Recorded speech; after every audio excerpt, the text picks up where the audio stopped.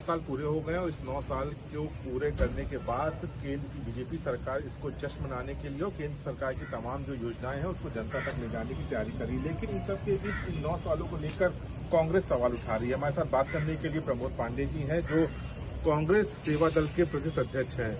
9 साल पूरे हो गए हैं और जश्न की तैयारी है। जश्न किस बात का?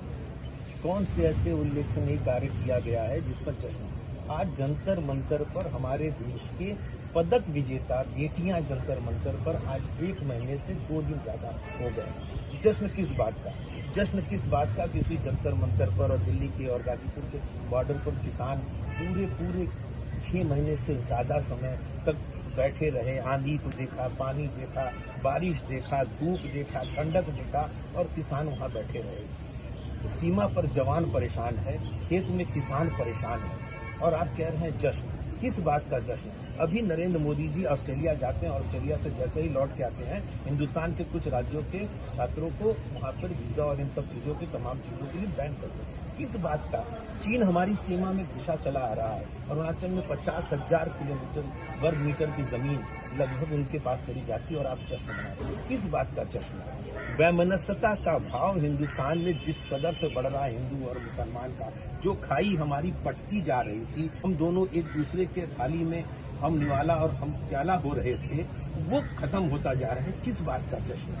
कृषि की नीति देखा जाए तो अलग, विदेश नीति जाए परेशान, विदेश नीति में हम धोखा खाते जा रहे हैं। तो हिंदुस्तान की आंतरिक व्यवस्थाएं को अगर देखा जाए तो कहीं ऐसी उल्लेखनीय चीजें नहीं आई। किस बात का जश्न? और हालिया दौर देखा जाए तो संविधान की जिस ढंग से अवहेलना हुई दिल्ली सरकार पर कि ऑर्डिनेंस पास करके उसके अधिकारों को वापस ले लिया गया। साहिब सिंह वर्मा होते हैं तो ठीक है, मदन लाल खुराना होते हैं तो ठीक है, सुषमा स्वराज मुख्यमंत्री रहती हैं तब तक तो ठीक है। अब कोई और दूसरी दल का अगर कोई बन जाता है तो अधिकारों को हनन करने का आपको अधिकार किसने दिया कि ऑर्डिनेंस पास करके आपने एनसीबी ली तो ऑर्डिनेंस पास करके ले लिया।